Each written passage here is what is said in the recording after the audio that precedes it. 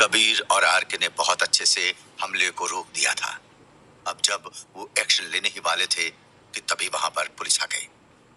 जल्दी के चक्कर में दो हमलावर भाग गए और दो हमलावर वहीं खड़े होकर सोचने लगे कि क्या करना है, क्योंकि उनकी कार में तो कबीर बैठा था। इधर आरके ने बहुत फुर्ती के साथ पेट्रोल टैंक को लीक कर दिया था। बाकी का काम कबीर ने अपने लाइटर से कर दिया। पुलिस जब तक उस कार के पास पहुंचती, एक जोर के धमाके के साथ सब उड़ गया। आरके और कबीर वहां से बच के निकल गए। अब वो सारस्वत विला की तरफ जा रहे थे। रास्ते में कबीर से बात करते हुए आरके ने पूछना चाहा कि आखिर वो किस हिसाब से सोचता है। आखिर अभी आरके की जान कबीर ने ही बचाई थी। कबीर उसको बताता है कि ये सब बस उसने नॉर्मली ही सोचा था। इन सब बातों के बीच आरके के सवाल ने कबीर का मूड बदल दिया कि आखिर उन लोगों का प्लान कैसे लीक हुआ। वैसे तो कबीर किसी पे शक नहीं कर पा रहा था, मगर आरके को शक था कि ये कार्तिकेय का काम है, क्योंकि कार्तिकेय को ही पता था कि कबीर कहां, कैसे और कब जा रहा है। आरके इस बात को जानता था कि केवल शक ही काफी नहीं होता है, इंसान को सबूत भी चाहिए होता है। जब कबीर सारस्वत विला के पास आया तो उसने आरके को वहां से जाने को कहा। आरके ने उसको समझाने की कोशिश भी की, मगर कबीर नहीं माना और आरके को सावधान रहने का बोलकर निकल गया, जैसा कि कबीर ने सोचा था और उसको मास्टर जियो ने बोला था। जब वो सारस्वत विला के पास गया तो समझ गया कि क्या हो रहा है। सारस्वत विला के सामने बहुत से लोग टहल रहे थे। कबीर 2 साल से इस घर में रह रहा था, मगर उसने कभी भी इतने लोगों को सारस्वत विला के पास नहीं देखा था। वो समझ गया कि ये या तो पुलिस के आदमी हैं जो सिविलियन बन के घूम रहे हैं, या फिर ये मीडिया के आदमी हैं। कभी कभी अपनी लोकप्रियता भी बहुत नुकसान कर देती है। आज पूरे सारस्वत परिवार के साथ यही हो रहा था। अब कबीर के दिमाग में बस यही सवाल चल रहा था कि वो किस तरह से घर के अंदर जाए। वैसे तो कबीर अपने ओरिजिनल चेहरे में नहीं था, मगर फिर भी अभी अभी उस पर हमला हुआ था।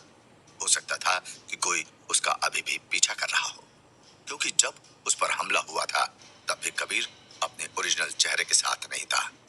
यानी कि उसको जान से मारने की कोशिश करने वाला इस बात को जानता था कि क्या हो रहा है।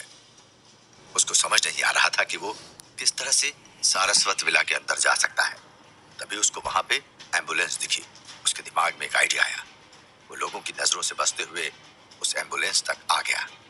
अंदर देखने पर उसको पता लगा कि एम्बुलेंस के अंदर कोई सो रहा है। उसने तुरंत अपनी पोजीशन ली और एम्बुलेंस के बैक डोर पर बहुत तेजी से लात मारी। कबीर की लात मारने से अंदर सोया हुआ आदमी उठ गया। उसने अपने साइड मिरर से एम्बुलेंस के पीछे देखा, मगर उसको वहां कोई नहीं दिखा। कबीर ने इसके बाद फिर से लात मारी। इस बार सोया हुआ आदमी बिल्कुल जाग गया था। उसको साइड मिरर से कुछ दिख भी नहीं रहा था और बार बार उसकी एम्बुलेंस को लात भी मारा जा रहा था। वो अपने आसपास भी देखता है, मगर उसको अपने पास कोई दिखाई नहीं पड़ता है। उसको पहले लगा था कि ये जानवर का काम है, लेकिन सारस्वत विला बहुत ही अच्छे इलाके में था। इस जगह जानवर का आना पॉसिबल नहीं था। अब वो एम्बुलेंस वाला बाहर निकल के देखने लगता है। अपनी सेफ्टी के लिए उसने अपने साथ एक डंडा भी रखा था। वो बाहर आकर डरते हुए पूछ रहा था, कौन है, कौन है? रात के सियाह अंधेरे में वो डर भी रहा था। जब वो एक कदम से पीछे गया तो उसने देखा कि एम्बुलेंस के दरवाजे पर बहुत बड़ा सा डेंट है। उसको देखकर वो समझ गया कि किसी ने वहां पर पंच किया है। इस समय वो अपने मन में उस डेंट बनाने वाले को बहुत सी गालियां दे रहा था। उसको नहीं पता था कि इस डेंट के पीछे का राज क्या है। अभी वो उसको देख ही रहा था कि तभी उसको कबीर ने पीछे बहुत जोर का मारा। चोट लगते ही वो अपना सर पकड़ के जमीन पर गिर गया। अब वो आदमी बेहोश हो गया था। कबीर ने सावधानी के लिए अपने आसपास देखा और उस आदमी के सारे कपड़ों से अपने कपड़े एक्सचेंज कर लिए। साथ ही उसने उसको सॉरी बोला और उस आदमी की जेब में 10,000 रुपए भी रख दिए। अब कबीर के पास बहुत अच्छा सा मौका था। इसके बाद कबीर ने उस आदमी को वहीं पेड़ के पास बैठा दिया और खुद एम्बुलेंस की तरफ बढ़ गया। उसके पास बहुत कम समय था। वो अब एम्बुलेंस के अंदर बैठ के गाड़ी को सारस्वत विला की तरफ लेकर जाने लगता है। जब वो गेट की तरफ बढ़ रहा था तो वहां मौजूद बहुत से लोग एम्बुलेंस को देख के शक में पड़ गए, मगर बाद में उन्होंने इस बात को कैजुअल में ले लिया। कबीर का रास्ता अब खुल गया था। सबके रिएक्शंस ने उसको ये बता दिया था कि कोई भी अब कहीं से भी इस बात को नहीं पकड़ पाएगा कि एम्बुलेंस में कौन है। जब सारस्वत विला के सिक्योरिटी गार्ड ने एम्बुलेंस को आते देखा तो उसका शक हुआ कि ये एम्बुलेंस इस वक्त यहाँ क्या कर रही है, मगर अभी उसने एम्बुलेंस को और पास आने दिया। जैसे ही कबीर एम्बुलेंस को दरवाजे के पास लाकर खड़ा करता है, वो समझ जाता है कि सिक्योरिटी गार्ड उसको अंदर जाने से पहले 100 सवाल करेंगे। उसने तुरंत अपनी आवाज को चेंज किया ताकि उस पर किसी को शक ना हो। कहाँ अंदर की तरफ जा रहे हो? सिक्योरिटी गार्ड ने पूछा। एम्बुलेंस क्यों आती है भैया? कबीर ने अकड़ते हुए जवाब दिया। वो एम्बुलेंस ड्राइवर की एक्टिंग कर रहा था। अरे वो तो हम भी जानते हैं कि एम्बुलेंस क्यों आती है, मगर अभी यहाँ किसको जरूरत पड़ गई है? सिक्योरिटी गार्ड ने भी कबीर को उसी के स्टाइल में जवाब दिया। हमको किसी काजल मैडम ने बुलाया है, बोला था कि तुरंत आना है। शायद से उनके माताजी की तबीयत ठीक नहीं है, कबीर ने अनजान बनते हुए कहा। मुझे तो ऐसा नहीं लगता है, अभी शाम को मैडम अच्छी भली तो दिख रही थी, सिक्योरिटी गार्ड ने सोचते हुए कहा। दरअसल उसने शाम को ही मीरा सारस्वत को देखा था। अब भैया आपको लगने से क्या होता है, तबीयत तो तबीयत है, कभी खराब तो कभी अच्छी। हो सकता है कि अब खराब हो गई हो, कबीर ने उसको मानते हुए कहा। होने का क्या लिए हो सकता है कि तुम मीडिया से आए हो, मगर अभी हमारे सामने देहाती आदमी का नाटक खेल रहे हो या पुलिस वाले हो। सिक्योरिटी गार्ड की ये बात सुनकर कबीर थोड़ा सा चौंक गया। कबीर तो जानता था कि सिक्योरिटी गार्ड ने अनजाने में ही सही बात कह दी है, मगर अभी उसने खुद को संभालते हुए कहा, अरे नहीं भैया, आप गलत समझ रहे हो। ऐसा करो कि आप हमारी तलाशी ले लो। नहीं, मेरा ये मतलब नहीं था, आप तो बहुत दूर की सोच लिए हैं। खैर, वक्त आएगा तो आप समझ जाएंगे कि जरूरत पड़ने पर हम ये काम भी कर सकते हैं, सिक्योरिटी गार्ड ने कहा। अब कबीर का दिमाग खराब हो रहा था, क्योंकि उसके पास समय कम था और अब ये सिक्योरिटी गार्ड उसका समय बर्बाद कर रहा था। वो ना तो कबीर को अंदर ही जाने दे रहा था और ना ही कबीर को बाहर निकाल रहा था। आखिर में कबीर ने गुस्से में कहा, आपको मेरी बात समझ आ रही है या नहीं? अगर आपकी वजह से पेशेंट को कुछ हो गया तो इसके जिम्मेदार आप होंगे। इसके बाद अपनी सफाई देते रहिएगा। सिक्योरिटी गार्ड को कबीर की बात अब समझ आ गई थी। उसने उससे कोई बहस नहीं की और अपने केबिन में चला गया। कबीर को समझ नहीं आ रहा था कि वो सिक्योरिटी गार्ड क्या करने की कोशिश कर रहा है। कुछ देर बाद वो बाहर आया और बोला, काजल मैडम को बुला लिया है, उनको मत पूछ लेना कि हम क्या किए हैं। काजल के आने की खुशी कबीर अपने चेहरे से छिपा नहीं पाया, मगर वो नहीं जानता था कि सिक्योरिटी गार्ड भी इस बात को नोटिस कर रहा है। कबीर को मुस्कुराता हुआ देख के वो समझ गया कि कोई बात तो जरूर है, और बिना वक्त बर्बाद किए उसने कबीर से पूछ लिया, क्या बात है, बहुत ज्यादा खुश हो रहे हो? सिक्योरिटी गार्ड की बात सुनकर कबीर चौंक गया। उसने अपने आप को समझाते हुए कहा, नहीं नहीं, कोई बात नहीं है, मैं तो सोच रहा था कि कब मुझे अंदर जाने को मिलेगा, तभी आपने मेरा काम आसान कर दिया। हाँ, अभी तुमने ही कहा था कि काजल मैडम ने बुलाया है, इसलिए मैंने उनको ही यहाँ बुला लिया है, सिक्योरिटी गार्ड ने कहा। कुछ देर इंतजार के बाद काजल अंदर से बाहर आई। धुंध के कारण काजल को कबीर नहीं दिख रहा था, मगर कबीर को काजल की हल्की सी बात करने की आवाज आ रही थी। काजल भी शायद से सिक्योरिटी गार्ड से ही बात कर रही थी। क्या बात है, मुझे इतनी रात को बाहर क्यों बुलाया है? काजल ने सिक्योरिटी गार्ड से पूछा। वो बहुत ज्यादा अपसेट लग रही थी। वो मैडम, बाहर एक जिद्दी सा आदमी आया है, बोल रहा है कि मीरा मैडम की तबीयत खराब है तो उनको हॉस्पिटल लेकर जाना है, सिक्योरिटी गार्ड ने काजल को समझाते हुए कहा। क्या बकवास है, माम तो अभी मेरे सामने ही थी, उनको कुछ नहीं हुआ, काजल ने गुस्से में उसको नकार दिया। मैंने भी यही कहा मैडम, मगर ये जिद पे अड़ा हुआ है और कह रहा है कि आपने इसको फोन किया है। सिक्योरिटी गार्ड बहुत कोशिश कर रहा था कि वो काजल को कन्विंस कर ले, मगर ऐसा कुछ होते नहीं दिख रहा था। मैंने किसी को फोन नहीं किया है, जरा देखो तो ये कौन है? काजल इतना कह के एम्बुलेंस की तरफ बढ़ने लगी। सिक्योरिटी गार्ड उसको रोकना चाहता था, मगर काजल कहाँ किसी की मानने वाली थी। जब वो बाहर आई तो उसने देखा कि एम्बुलेंस के अंदर एक लड़का बैठा है तो उसको देख के मुस्कुरा रहा था। काजल को ये बात बहुत अजीब लगी। उसको समझ नहीं आ रहा था कि क्या होने वाला है। साथ ही जब भी वो उस लड़के की आंखों को देखती तो उसको लगता कि इस लड़के को उसने पहले भी कहीं देखा है। काजल ये बात एक्सेप्ट नहीं करना चाहती थी, मगर उसको अभी कबीर की याद आ रही थी। कबीर भी काजल को देख के सोच रहा था कि वो शायद से उसको पहचान नहीं पा रही। क्या हुआ मिस्टर, आपको यहाँ किसने बुलाया है? काजल ने कहा। वो भी बहुत उलझी हुई लग रही थी। कबीर उसके उलझन को समझ गया था।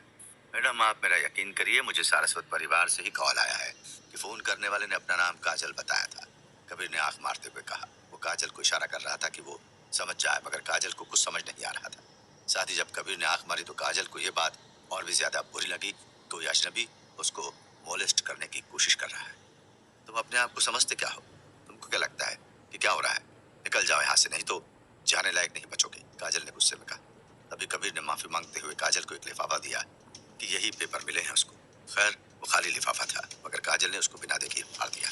उसके बाद उसने सिक्योरिटी गार्ड को ऑर्डर दिया कि इस इंसान को धक्के देकर बाहर निकाल दो। क्या कबीर काजल के इतने पास आकर हो जाएगा तू? क्या काजल कबीर को सही समय पे पहचान पाएगी? क्या होगा कबीर का अगला कदम? क्या मोड़ लेगी कहानी काजल और कबीर की खूब थे। कबीर समझ गया कि उसका अंदर जाना आसान नहीं होगा। जब वो देख रहा था कि क्या रास्ता है, तब उसको एक एम्बुलेंस नजर आती है। एम्बुलेंस को देखते ही उसके दिमाग में प्लान आता है कि वो इसको यूज कर सकता है। कबीर जानता था एम्बुलेंस को घर के अंदर जाता हुआ देख के कोई भी शक नहीं करेगा कि इसमें कोई हो सकता है। कबीर ने वक्त गवाए बिना उस एम्बुलेंस के ड्राइवर को बेहोश करके खुद उसके कपड़े पहन लिए। इसके बाद कबीर एम्बुलेंस को लेकर सीधे सारस्वत विला के गेट पर जाकर खड़ा हो गया। गेट पर जाते ही उसको वहां सिक्योरिटी गार्ड रोक देता है।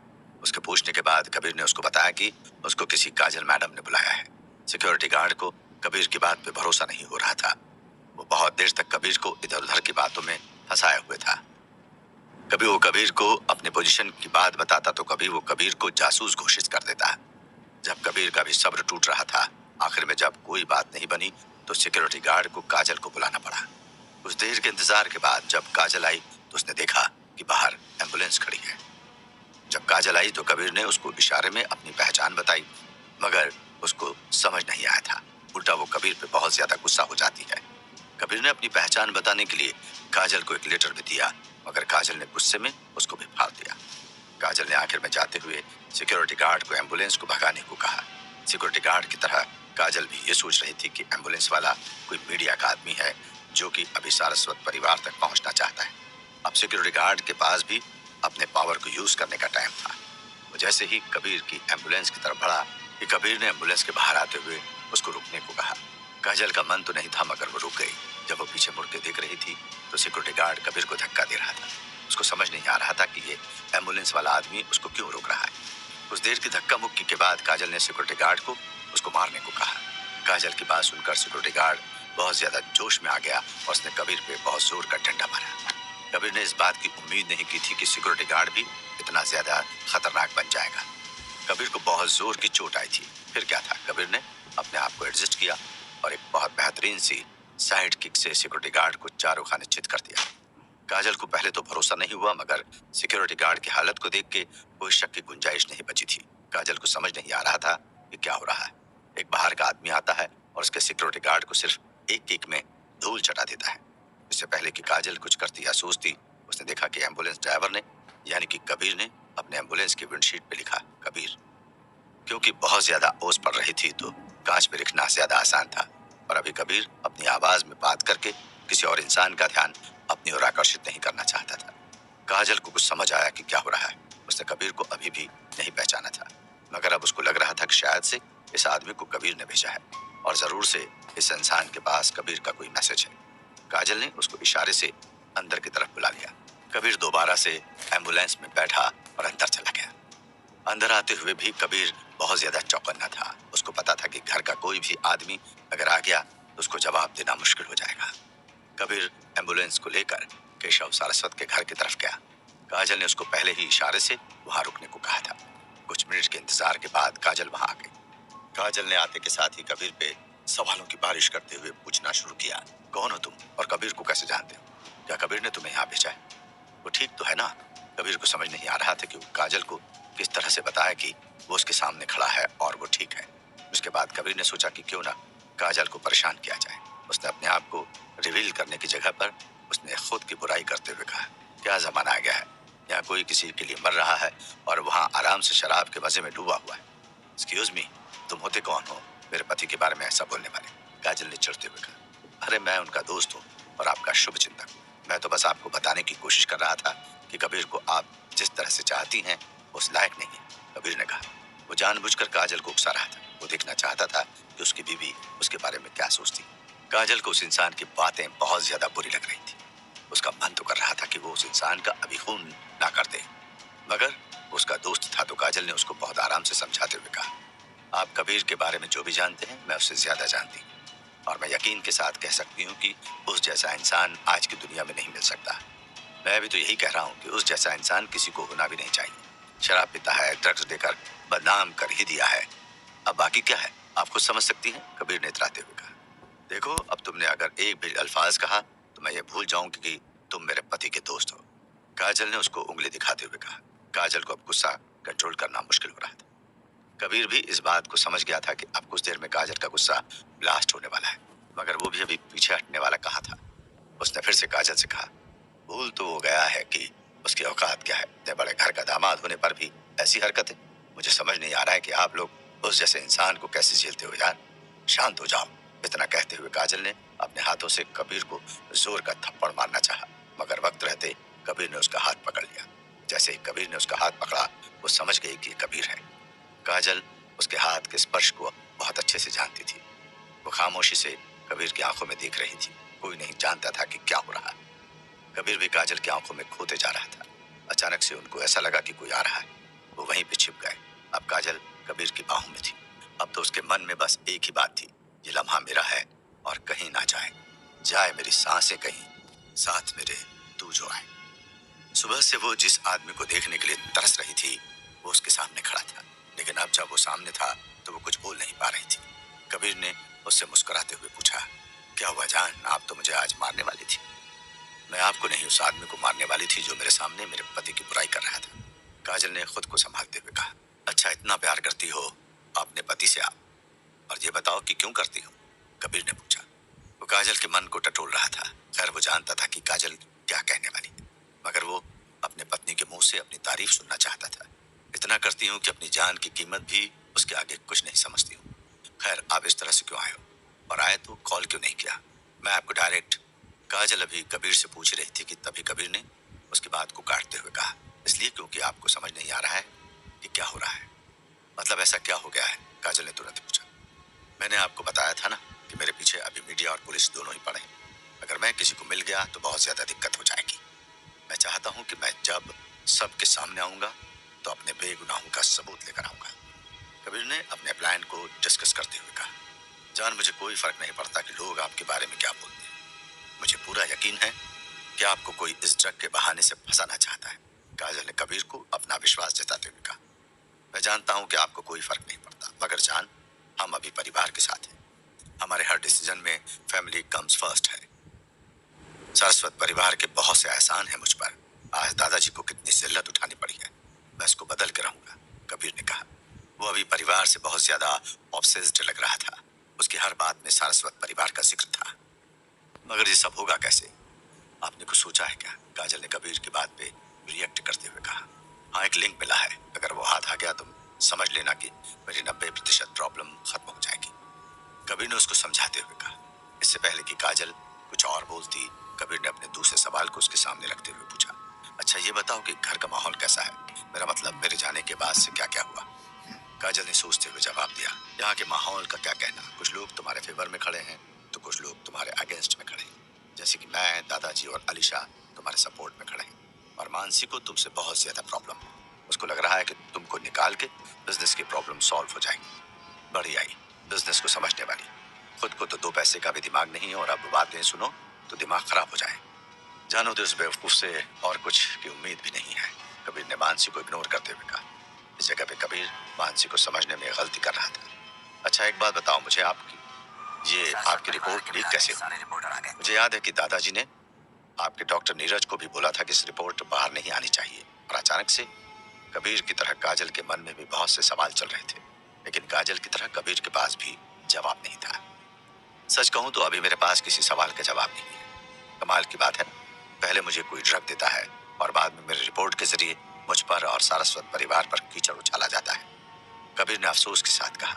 इस वक्त कबीर और काजल को पता नहीं था कि मानसी भी उनकी बातें सुन रही है। मानसी ने जैसे ही घर के आंगन में एम्बुलेंस को आते देखा, वो समझ गई थी कि कुछ तो गड़बड़ है। जब उसने उस एम्बुलेंस का पीछा किया तो उसमें से कबीर बाहर आया। हालांकि मानसी ने कबीर को पहचाना नहीं था, मगर जब काजल उसको कबीर मान लेती है तो उसको भी यकीन हो जाता है। मानसी अभी उस लिंक के बारे में सोच रही थी जिसका जिक्र कबीर ने काजल से किया था। जाहिर सी बात थी कि मानसी नहीं चाहती थी कि कबीर सारस्वत परिवार में वापस आए। आखिर वो उसका सबसे बड़ा दुश्मन जो था। क्या कबीर घर के अंदर पकड़ा जाएगा या वो अतुल सहानी के पीछे दिल्ली जा पाएगा। क्या होगी अब मानसी की अगली चाल। कबीर सारस्वत विला के बाहर ही खड़ा था, मगर काजल उसको पहचान नहीं पा रही थी। जब कबीर ने जबरदस्ती अंदर आने की कोशिश की तो काजल ने सिक्योरिटी गार्ड से कह के उसको बाहर का रास्ता दिखाने की कोशिश की। सिक्योरिटी गार्ड ने जब कबीर को डंडे से मारा तो कबीर को भी गुस्सा आ गया। उसने एक ही किक में उस सिक्योरिटी गार्ड को धूल चटा दी। इससे पहले कि काजल कुछ और सोचती, कबीर ने उसको समझाते हुए अपनी एम्बुलेंस की विंड स्क्रीन पर अपना नाम लिख दिया। काजल इस बात को समझ गई कि शायद इस आदमी को कबीर ने भेजा है। इस बात को समझते हुए काजल ने उसको अंदर बुलाया। अंदर आने के साथ काजल ने उसे कबीर के बारे में पूछा। कबीर ने जवाब में खुद की बुराई शुरू कर दी। बात बिगड़ी तब काजल को एहसास हुआ कि ये खुद कबीर है।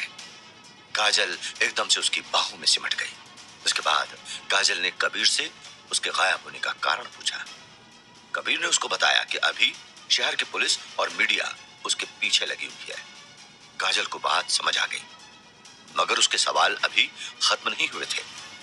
उसने कबीर से पूछा कि आखिर उसको किसने फंसाया है, मगर अभी कबीर के पास भी इस सवाल का कोई जवाब नहीं था।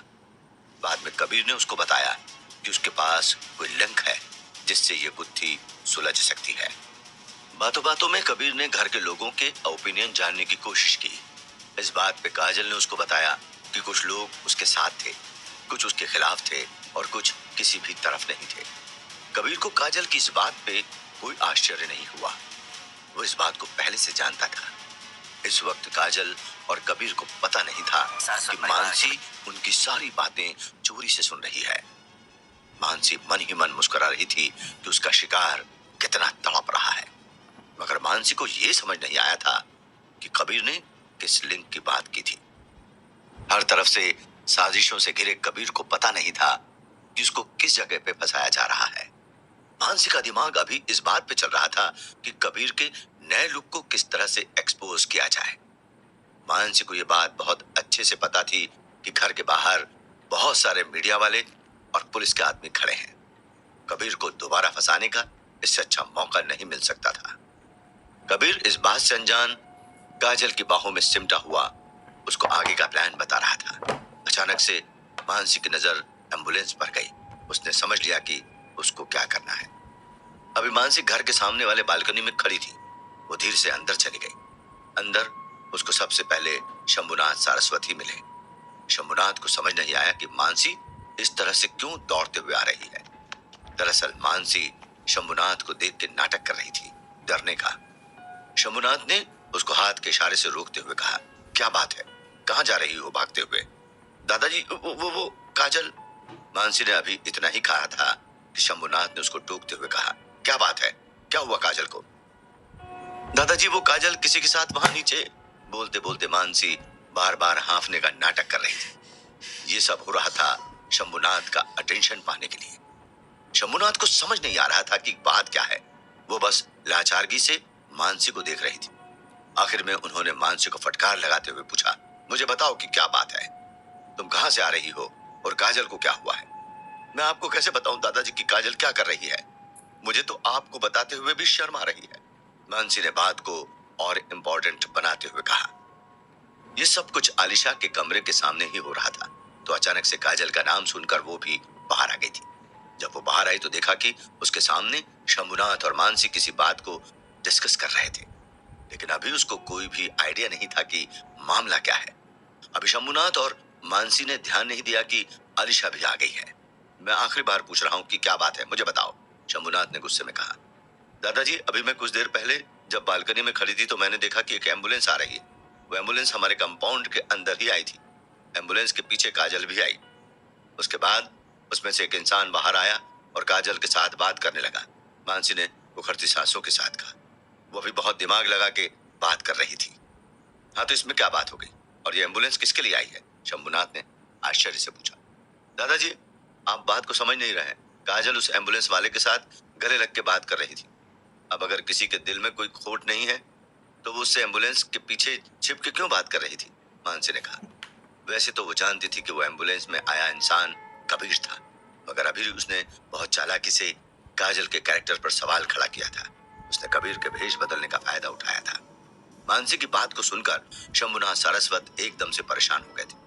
उनको समझ नहीं आ रहा था कि वो मानसी की बात पे भरोसा करे या ना करे। काजल की इमेज बहुत अच्छी थी, मगर अब उस पर ही सवाल उठ रहे थे तो कोई क्या ही कर सकता था। मानसी भी समझ रही थी कि शंभुनाथ के दिमाग में क्या चल रहा है, मगर वो इंतजार कर रही थी कि उसका जहर जरा और फैल जाए। वो उधर अलीशा को भी यकीन नहीं हो रहा था कि क्या हो रहा है। काजल ऐसा कुछ कर सकती है ये उसने सोचा नहीं था। साथ में काजल को मानसी पसंद नहीं करती थी, तो हो सकता था कि वो कहानी बना रही हो। इन सब बातों के साथ अलीशा को यह भी लग रहा था कि अगर ये कोई कहानी है तो मानसी सीधे शंभुनाथ से नहीं कहती। शंभुनाथ तो सदमे में ही लग रहे थे, तो अलीशा ने खुद मानसी को कंफर्म करते हुए कहा, तुम श्योर हो? तुमने ऐसा देखा है? अलीशा की आवाज सुनकर मानसी पहले तो चौंक गई। वो जानती थी कि अलीशा के सोचने का तरीका अलग है। उसको डर था कि अगर अलीशा को छानबीन का मौका मिल गया तो वो सच का पता लगा सकती है। मगर अभी हालत को देखते हुए उसने खुद को संभालते हुए कहा, हाँ मैं सही कह रही हूँ, चाहो तो देख आओ खुद से, वो लोग अभी बालकनी के नीचे ही खड़े हैं। इतना सुनने के बाद अलीशा तुरंत भागती हुई बालकनी की तरफ गई। उसको अभी भी यकीन नहीं था कि मानसी सच बोल रही है। उसके पीछे पीछे शंभुनाथ और मानसी भी आ रहे थे। जब अलीशा बालकनी में आई तो उसने देखा कि नीचे सच में एक एम्बुलेंस खड़ी है। अब वो थोड़ा और ज्यादा झुक के देखने की कोशिश कर रही थी कि काजल और कबीर कहाँ हैं। अंधेरे के कारण उसको कुछ साफ नहीं दिख रहा था। वो अब पीछे पलटने ही वाली थी कि तभी उसको काजल की आवाज आई। वो तुरंत रुक के उस आवाज को सुनने की कोशिश करने लगी। काजल धीमी आवाज में किसी को लव यू बोल रही थी। इस बात को सुनते ही अलीशा के कान खड़े हो गए। अब उसको भी कुछ कुछ मानसी की बात पर यकीन होने लगा था। इतने वक्त तक शंभुनाथ और मानसी भी अलीशा के पास आ गए थे। अब कोई भी नहीं जानता था कि क्या होने वाला है।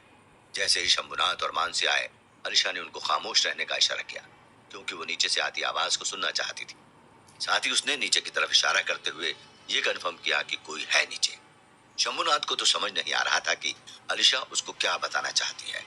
वो भी अलीशा और मानसी के साथ बालकनी से नीचे देखने की कोशिश कर रहे थे। नीचे की तरफ जब सबने देखा तो पाया कि कोई इंसान एम्बुलेंस के दरवाजे पर खड़ा है और उसके साथ काजल भी खड़ी है। ये देख के शंभुनाथ सारस्वत को इतना ज्यादा बुरा लग रहा था कि वो बता नहीं पा रहे थे। अचानक से उनको लगने लगा कि कोई तो बात है। अभी अभी काजल कबीर के लिए परेशान थी और अब वो किसी और के साथ है। इससे भी अजीब बात थी कि वो एक एम्बुलेंस के ड्राइवर को पसंद कर रही थी। अब शंभुनाथ से रहा नहीं गया और उसने काजल को टोक ही दिया। नीचे क्या चल रहा है ये सब? शंभुनाथ की आवाज सुनते ही काजल और कबीर बहुत ज्यादा डर गए। उन दोनों को समझ नहीं आ रहा था कि शंभुनाथ कहाँ से आ गए थे, क्योंकि कबीर ने अपने हिसाब से कोई गलती नहीं की थी। शंभुनाथ के सवाल के बाद काजल और कबीर को देख रही थी कि उसको क्या करना है। कबीर ने उसको आंखों के इशारे से रिलैक्स रहने को कहा। कबीर बस अपनी आइडेंटिटी बचाना चाहता था। शायद उसको नहीं पता था कि वो किस तरह की मुसीबत में फंस गया है। एक तरफ शंभुनाथ सारस्वत ने उसको देख लिया था और दूसरी तरफ अगर वो अब भागता है तो काजल फंस जाएगी। काजल से बहुत तरीके से सवाल किए जाएंगे जिसका जवाब वो नहीं दे पाएगी। काजल खुद को बचाने के लिए शंभुनाथ को जवाब देती है, दादाजी वो कुछ नहीं, ये एम्बुलेंस गलती से आ गई थी, बस इन्हीं की मदद कर रही थी। बहुत अच्छी मदद हो रही थी, वही रुको मैं आता हूँ नीचे, और कोई भी कहीं जाना नहीं चाहिए। काजल से इतना कहने के बाद शंभुनाथ पीछे मुड़ के अलीशा को बोले, मेन गेट के सिक्योरिटी गार्ड से बात करके गेट को बंद करने को कहो। अलीशा शंभुनाथ की बात को मानते हुए तुरंत सिक्योरिटी गार्ड को फोन करने के लिए निकल गई और मानसी के साथ शंभुनाथ नीचे की तरफ चले गए। नीचे काजल को कबीर ने पहले ही प्लान को समझा दिया था। उसने काजल को इतना तक बता दिया था कि क्या बोलना है और क्या नहीं बोलना है। कबीर जानता था कि शंभुनाथ की नजर बहुत तेज है, वो सोने और पीतल का फर्क समझते हैं। मगर मानसी भी बहुत ज्यादा खुश हो रही थी कि आज काजल और कबीर को उसने बहुत बुरी तरह से फंसाया है। शंभुनाथ जब नीचे आए तो उसने देखा कि काजल अब उस इंसान से दूर खड़ी है। शंभुनाथ जानते थे कि अगर उन्होंने इस बात का तमाशा बनाया तो उनकी ही बदनामी होगी, इसलिए उन्होंने आराम से कबीर से पूछा, कौन हो तुम और इस वक्त यहाँ क्या कर रहे हैं? दादाजी ये वो कबीर के फ्रेंड हैं और यहाँ पे कबीर के बारे में न्यूज लेकर आए थे, काजल ने कहा। मैंने जिससे सवाल किया है जवाब भी वही देगा मुझे, शंभुनाथ ने काजल को बिना देखे कहा। जब वो कबीर को देख रहे थे तो उनको शक हो रहा था कि ये कौन हो सकता है, मगर सारी पॉसिबिलिटी को देखने के बाद उन्होंने इस बात पे ध्यान नहीं दिया। जैसे ही काजल मैडम ने कहा, मैं सच में कबीर का दोस्त हूँ और यहाँ पे उनका मैसेज देने आया था, कबीर ने धीमी आवाज में कहा। दोस्त हो अच्छी बात है, मगर तुम जो मेरी पोती के साथ करने की कोशिश कर रहे थे उसका अंजाम जानते हो तुम? शंभुनाथ ने कबीर के पास जाकर कहा। माफ कीजिएगा, मैं कहाँ कुछ, कबीर ने भी इतना ही कहा था कि तभी शंभुनाथ गरजते हुए बोले, बनने की कोशिश मत करो मेरे सामने, मैं सब समझता हूँ कि क्या बात है, मैंने अपनी आंखों से सब देख लिया है, आप खुद अपनी सजा बताओ मुझे। शंभुनाथ को इतने गुस्से में देख के काजल की हालत खराब हो गई थी। उसको लग रहा था कि शंभुनाथ ने शुरू से उसको कबीर के साथ देख लिया था। दिक्कत ये थी कि वो सच भी नहीं बता पा रहे थे। कबीर को शंभुनाथ सारस्वत पहचान भी नहीं पा रहे थे। यही हाल कबीर का भी था। उसको भी समझ नहीं आ रहा था कि क्या होने वाला है और वो कैसे शंभुनाथ के कंफ्यूजन को दूर करे। क्या कबीर शंभुनाथ को सच बता पाएगा? कबीर जब काजल से बात कर रहा था तो उसको मानसी ने देख लिया था। अब मानसी के दिमाग में चल रहा था कि वो किस तरह से कबीर को बदनाम कर सकती है। अचानक से वो घर के अंदर भागती हुई आई और शंभुनाथ से मिल गई। शंभुनाथ ने जब उससे पूछा तो मानसी ने बताया कि काजल नीचे किसी के साथ छुप के बात कर रही थी। शंभुनाथ को पहले तो समझ नहीं आया कि मानसी क्या बात कर रही है, मगर बाद में मानसी ने उनको बहुत अच्छे से समझाया कि काजल किसी बाहर के आदमी से बात कर रही है। हालांकि वो इस बात को बहुत अच्छे से जानती थी कि काजल कबीर से बात कर रही। शंभुनाथ और मानसी को बात करता हुआ सुनकर अलीशा भी बाहर आ गई। जब मानसी ने सब कुछ क्लियर कर लिया तब सबने काजल को देखने का सोचा। शंभुनाथ को अभी भी यकीन नहीं हो रहा था कि काजल कुछ ऐसा कर सकती है। अलीशा शंभुनाथ से पहले बालकनी तक चली गई। जब अलीशा ने नीचे देखा तो उसको वहां काजल मिली, साथ ही वहां पे कोई और भी था, जैसा कि मानसी ने बताया था। शंभुनाथ इस नजारे को देख के बहुत ज्यादा गुस्से में आ गए। उन्होंने आलिशा को मेन गेट बंद करने का ऑर्डर देते हुए काजल को कॉन्फ्रंट किया। जब वो नीचे आए तो कबीर की सांसें तेज हो गई। वो जानता था कि अगर उसकी सच्चाई सामने आ गई तो बहुत दिक्कत हो सकती है। कौन सा दुश्मन कहां कबीर के लिए इंतजार कर रहा है ये कोई नहीं जानता था। शंभुनाथ के लिए कबीर अभी बाहरी आदमी था, वो उसको पहचान नहीं रहे थे। कोई नहीं जानता था कि क्या हो रहा है। मानसी अंदर से बहुत ज्यादा खुश थी। उसका प्लान अब कामयाब होने ही वाला था। शंभुनाथ ने कबीर से पूछा कि ये सब क्या हो रहा है, मगर किसी के पास कोई जवाब नहीं था। कबीर को समझ नहीं आ रहा था कि वो क्या जवाब दे। तभी वहां पे अलीशा आ गई। अलीशा का चेहरा बता रहा था कि उसके पास शंभुनाथ के लिए बुरी खबर है। अलीशा ने आते ही शंभुनाथ से कहा, नाना जी, इस आदमी ने सिक्योरिटी गार्ड से भी मारपीट की है और उसको मार के बेहोश कर दिया। उसके बाद ये गलत तरीके से एम्बुलेंस को अंदर लेकर आ गया। अलीशा की बात सुनकर शंभुनाथ का मूड और ज्यादा खराब हो गया। उसको समझ नहीं आ रहा था कि क्या हो रहा है। एक तो काजल इस इंसान के साथ अजीबोगरीब हाल में बात कर रही थी और अब पता लग रहा था कि वो सिक्योरिटी गार्ड को भी मारकर अंदर आया है। तुम्हारी हिम्मत कैसे हुई कि तुम मेरे घर में आकर ऐसी हरकत करो? शंभुनाथ ने कहा। आप मेरी बात समझने की कोशिश तो करिए, कबीर ने उम्मीद भरे लहजे में कहा। वो भी शंभुनाथ को और ज्यादा गुस्सा नहीं दिलाना चाहता था। मुझे जो समझना था वो मैं समझ चुका हूँ। मुझे सीधे सीधे बताओ कि तुम कौन हो और यहाँ क्या कर रहे हो? शंभुनाथ ने गुस्से में कहा। वो गुस्से में थे मगर उनके बोलने का लहजा ऐसा था कि वो ज्यादा ऊंचा नहीं बोल रहे थे। वो जानते थे कि क्या हो रहा है। दादाजी, आपको क्या लगता है कि यहाँ क्या हो रहा है? मैं यहाँ आप लोगों की मदद करने आया हूँ, मगर आप लोग मुझे ही गलत समझ रहे हैं। कबीर इतना कहते कहते आगे बढ़ने की कोशिश करता है मगर शंभुनाथ उसको हाथ के इशारे से रोक देते हैं। तुम यहाँ कोई मदद नहीं करने आए हो। दादाजी से झूठ बोलने की हिम्मत मत करना, नहीं तो अंजाम वो होगा कि तुम सोच भी नहीं सकते हो। मानसी ने शंभुनाथ के सपोर्ट में कहा। वो तो वहां ऐसे भी मौके का फायदा उठाने की कोशिश में गई थी।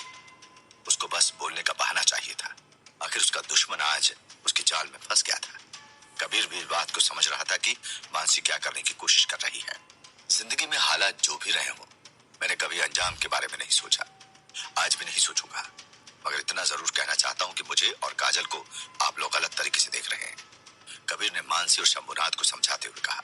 काजल एकदम से चुप वहां पे खड़ी थी। उसको समझ नहीं आ रहा था कि वो अपने पति की किस तरह से मदद करे। मैंने कहा ना कि हमें क्या समझना है ये तुम मत बताओ, जितना पूछा है उतना जवाब दो, शंभुनाथ ने कहा। ठीक है, मैं बताता हूँ। मैं कबीर का दोस्त हूँ, मुझे यहाँ कबीर नहीं भेजा है। उनको काजल मैडम की और बाकी लोगों की फिक्र हो रही थी, कबीर ने अपनी सफाई में कहा। वैसे तो वो जानता था कि शंभुनाथ को तुरंत उसकी बातों पे भरोसा नहीं होने वाला है, मगर वो अभी खुद को साफ तौर पे सबके सामने नहीं रखना चाहता था। दोस्तों तो चोरों की तरह क्यों आ रहे थे, सामने से आकर मिलते, शंभुनाथ ने कहा। वो कबीर को अपने बातों में जाल में फंसाने की कोशिश कर रहे थे। आप लोगों ने अगर ध्यान दिया होगा तो इस बात को समझते होंगे। आपके घर के बाहर बहुत सारे लोग खड़े हैं। कबीर ने अभी इतना ही कहा था कि तभी मानसी ने उसको रोकते हुए कहा, ये सब इस इंसान के बहाने है। कोई इस मुसीबत की घड़ी में इस तरह नहीं आता है। पहले तो इसके दोस्त ने हमारे पूरे परिवार के मुंह पे कीचड़ उछाल दिया और अब ये रात के अंधेरे में चोरों की तरह है। उसको साफ करने हैं। किसका चेहरा कितना साफ है ये सब जानते हैं। ये किसी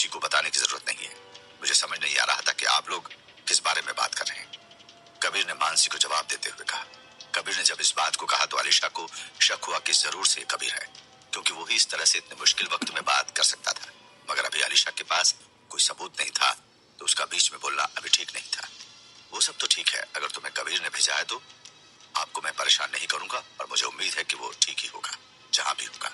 मगर क्या अब तुम मुझे इस बात को समझा सकते हो कि काजल के साथ तुम किस तरह की बात कर रहे थे? शंभुनाथ ने आराम से अपना वक्त लेते हुए कहा। जैसा मैंने कहा कि मैं काजल मैडम को कबीर के बारे में बता रहा था। कबीर की बात को काटते हुए शंभुनाथ ने कहा, झूठ मत बोलो, ये कोई तरीका होता है किसी के बीवी के साथ बात करने का? पहले तो मुझे यकीन नहीं हुआ कि ऐसा कुछ हुआ है, मगर पता नहीं मेरे घर के लोग और कितने तरह के दिन दिखाएंगे। शंभुनाथ की आवाज में दर्द था, ऐसा लग रहा था कि उनका सब कुछ टूट गया है। दादाजी आप गलत समझ रहे हैं, आप मेरी बात तो सुनिए, काजल ने कहा। मैं आप समझना चाहता भी नहीं, समझ समझ के मेरा दिमाग खराब हो गया है। मुझे तुमसे ऐसी उम्मीद नहीं थी काजल बेटा, शंभुनाथ ने काजल के करीब आते हुए कहा। दादाजी आप आज फैसला कीजिए, मुझे ऐसे लोगों के साथ नहीं रहना है जो घर और परिवार से हमेशा उल्टा काम करते हैं। मानसी ने शंभुनाथ के जोर से अपना निशाना लगाते हुए कहा।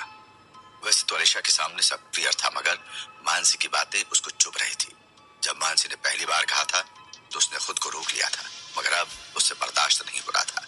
उसने मानसी के पास जाते हुए कहा, नाना जी बात कर रहे हैं ना, तुम बीच में मत बोलो, तुम अपने काम से काम रखो। आलिशा तुम्हारा कुछ नहीं बिगड़ा है ना, तुम इस बात को नहीं समझ पाओगी कि जब घर के लोग आपकी इज्जत बाहर नीलाम करने जाए तो कैसा लगता है?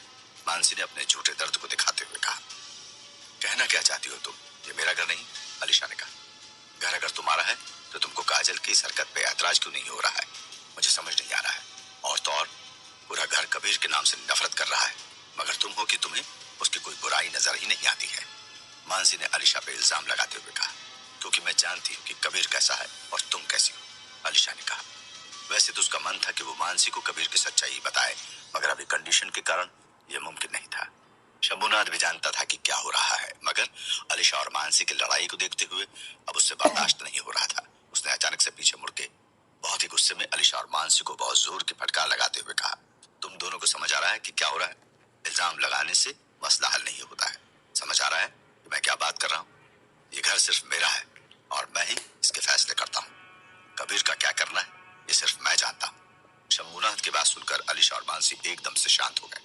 उन्होंने अब कोई और आर्गुमेंट पे बहस करना सही नहीं समझा। वहां का माहौल बहुत ज्यादा खराब होते जा रहा था।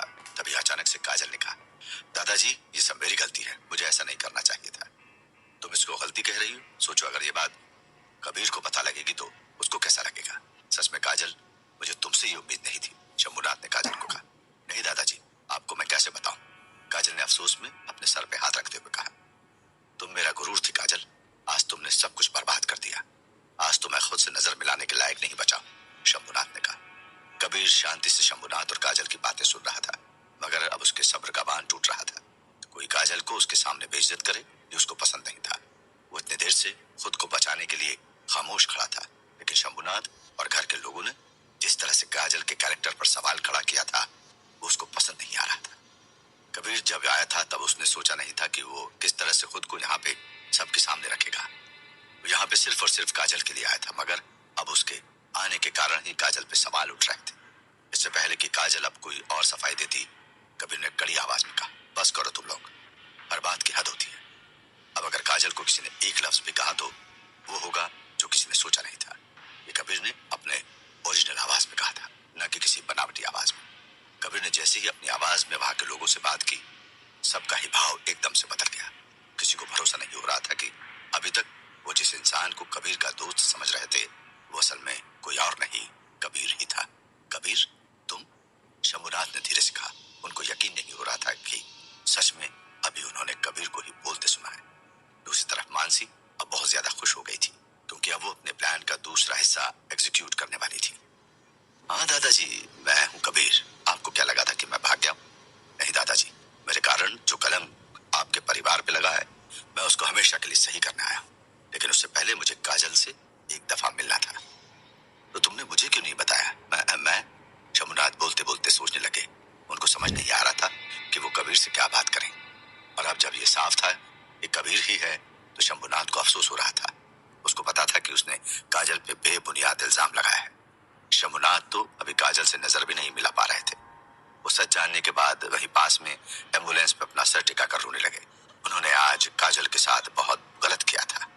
क्या होगा अब कबीर के सामने आने के बाद? किस तरह से कबीर अब यहाँ से निकलेगा? शंभुनाथ सारस्वत जब नीचे आए तो कबीर उनके सामने खड़ा था। काजल ने कोशिश की कि वो शंभुनाथ को समझा सके, मगर मानसी ने उसको ऐसा करने से रोक दिया। मानसी लगातार कोशिश कर रही थी कि वो काजल और कबीर को अच्छे से फंसा सके, और बीतते वक्त के साथ हालात बहुत ज्यादा खराब हो रहे थे। शंभुनाथ को बहुत ज्यादा गुस्सा आते जा रहा था। हालांकि वो जानते थे कि उनके घर की इज्जत दांव पर लगी है, तो उनको बहुत सोच समझकर काम करना पड़ेगा। वो कबीर से आराम से हुई बात करके मामले को निपटाने की कोशिश कर रहे थे।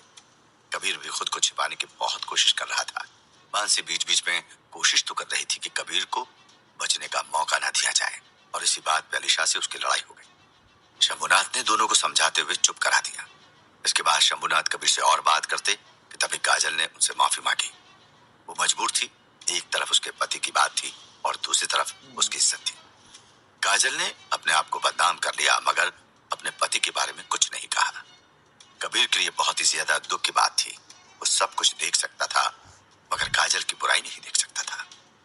उसको समझ नहीं आ रहा था कि क्या हो रहा है। आखिर में जब उसे काजल की बेइज्जती बर्दाश्त नहीं हुई तो उसने अपने आप को सबके सामने रिवील कर दिया। ये देख के कि खुद कबीर आया था, शंभुनाथ को खुद पे बहुत ज्यादा दुख हुआ। उन्होंने काजल को बहुत भला बुरा कहा था। इन सब के बीच मानसी को देख के लग रहा था कि जैसे वो इसी मौके की तलाश में थी, जैसे वो चाहती थी कि कबीर सबके सामने खुद को एक्सपोज करे। और अब जबकि कबीर ने ऐसा कर दिया था तो उसका असली प्लान शुरू हो गया था। वो बहुत अच्छे से जानती थी कि अभी उसके घर के बाहर बहुत सारे मीडिया वाले और शायद से पुलिस वाले भी घूम रहे हैं। जब शंभुनाथ और अलीशा कबीर से बात कर रहे थे तब मानसी वहां से गायब हो गई। हालांकि उसको वहां से जाते हुए किसी ने नहीं देखा था। मानसी वहां से निकल के गेट की तरफ भाग गई। शंभुनाथ अभी भी काजल और कबीर से बात कर रहे थे। तुमको इस तरह से आने की क्या जरूरत थी बेटा? सच कहो तो तुमको यहाँ पे आना ही नहीं चाहिए था। शंभुनाथ ने कबीर के कंधे पर हाथ रखते हुए कहा। मैं जानता हूँ दादाजी, मगर मैं आप लोगों को छोड़कर भाग भी नहीं सकता हूँ। जो दाग आप लोगों को मेरे कारण मिला है, मैं उसको हमेशा के लिए मिटाना चाहता हूँ। कबीर ने गहरी सांस भरते हुए कहा। पता नहीं अनजाने में मैंने काजल बेटा को कितना कुछ बोल दिया।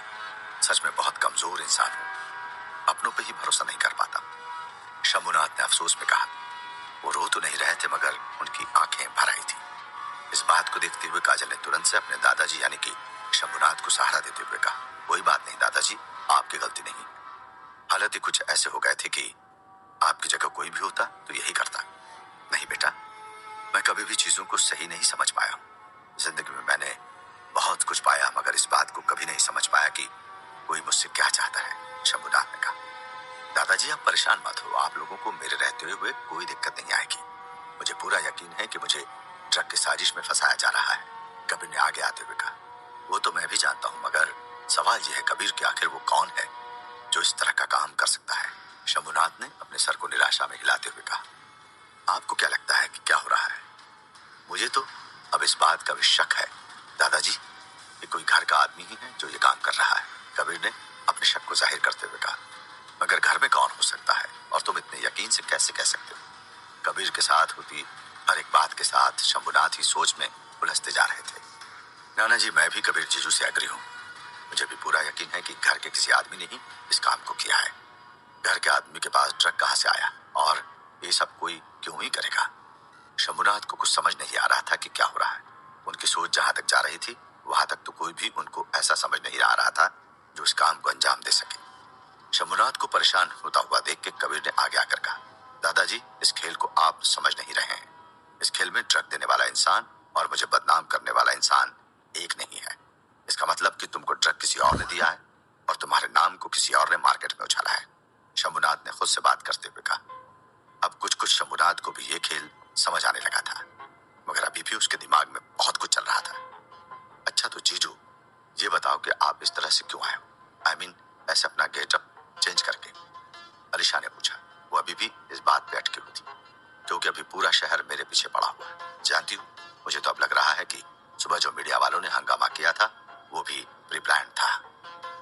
ये सब जो भी कर रहा है बहुत सोच समझ कर रहा है, कबीर ने अलीशा को समझाते हुए कहा। तब आपने आपने क्या सोचा है? इस जाल को आप कैसे तोड़ेंगे?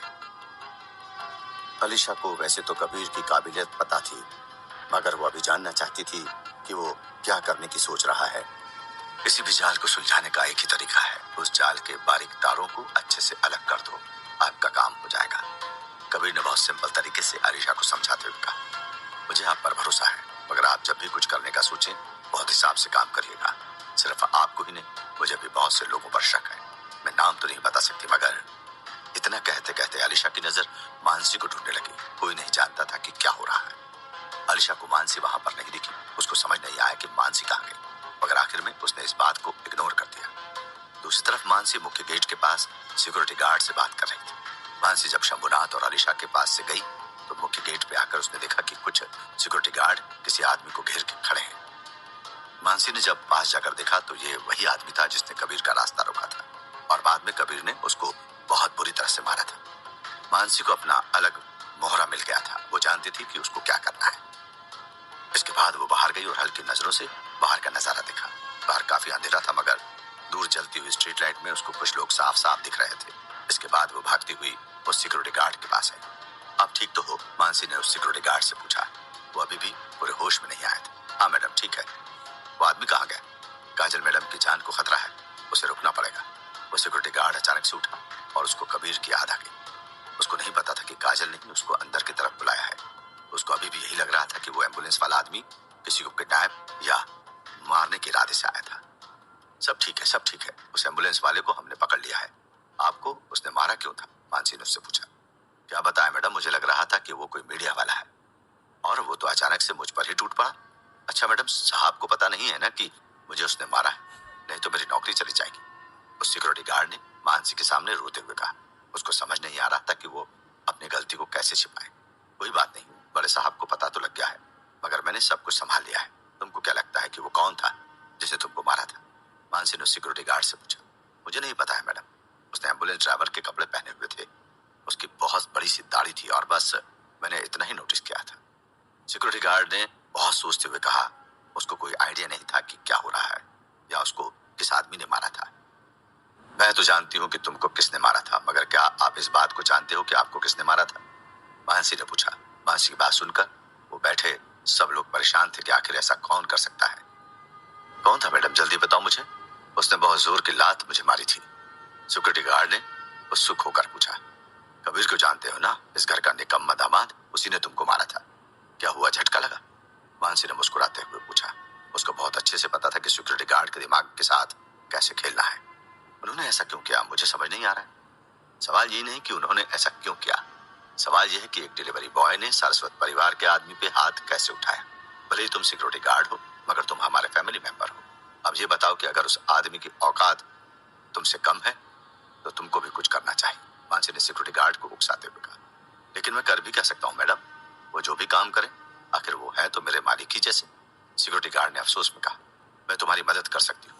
मैं तुमको ऐसा तरीका बता सकती हूँ जिससे तुम्हारा बदला भी पूरा हो जाएगा और तुम पर कोई शक भी नहीं कर पाएगा। मानसी ने मुस्कुराते हुए कहा। मुझे क्या करना होगा मैडम, आप बताओ, मैं वही काम कर दूंगा। सिक्योरिटी गार्ड ने कहा। वो समझ नहीं पा रहा था कि वो मानसी के जाल में फंस गया है। हालांकि उसके पास में बैठे लोगों ने उसको मना भी किया, मगर वो नहीं मान रहा था। मानसी के जहर ने उसकी सोच को सीमित कर दिया था। मानसी भी इस बात को समझ रही थी, इसलिए वो मन ही मन खुश हो रही थी। इसके बाद मानसी ने उस सिक्योरिटी गार्ड को साइड में ले जाकर कुछ बातें बताई। उन बातों को सुनकर सिक्योरिटी गार्ड बहुत ज्यादा खुश हो रहा था।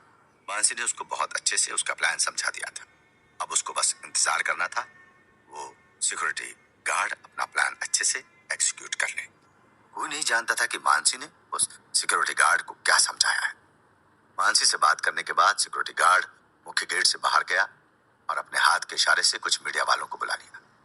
मानसी वहीं पीछे खड़े होकर उसकी हर हरकत को देख रही थी। इस जगह केवल और केवल मानसी जानती थी आगे क्या होने वाला है। इतना तो साफ था कि मानसी के इरादे कबीर के लिए नेक नहीं थे। वो कबीर के लिए नई मुसीबत को बुला रही थी।